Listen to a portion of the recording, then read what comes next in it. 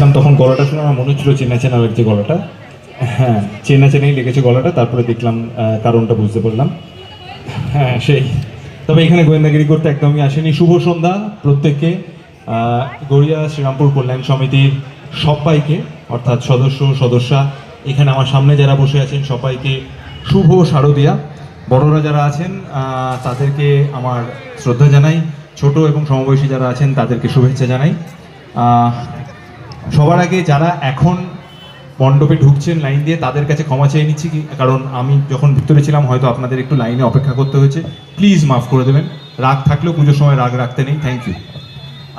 সবার আগে গড়িয়া শ্রীরামপুর কল্যাণ সমিতির সদস্যদের ধন্যবাদ এই কারণেই জানাবো যে এত ভালোবেসে তারা আমন্ত্রণ জানিয়েছেন, এত সাদর একটা অভ্যর্থনা দিলেন, এতটা উষ্ণতা, এতটা ভালোবাসা, এই আশীর্বাদ, এই শুভেচ্ছা, এটা আমাদের যারা আমরা অভিনয় করি তাদের আমাদের খুব কাজে দেয়।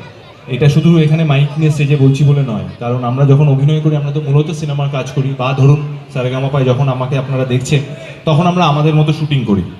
কিন্তু সেই কাজটা কতটা ভালো লাগছে, আপনাদের আদৌ মনোরঞ্জন করতে পারছি কিনা তার পরিচয়টা পাই যখন আপনাদের এই কাছাকাছি আসি। আর আপনাদের এই ভালোবাসা, এই আশীর্বাদ, এটা আমাদেরকে সাহস যোগায়, উৎসাহ দেয়।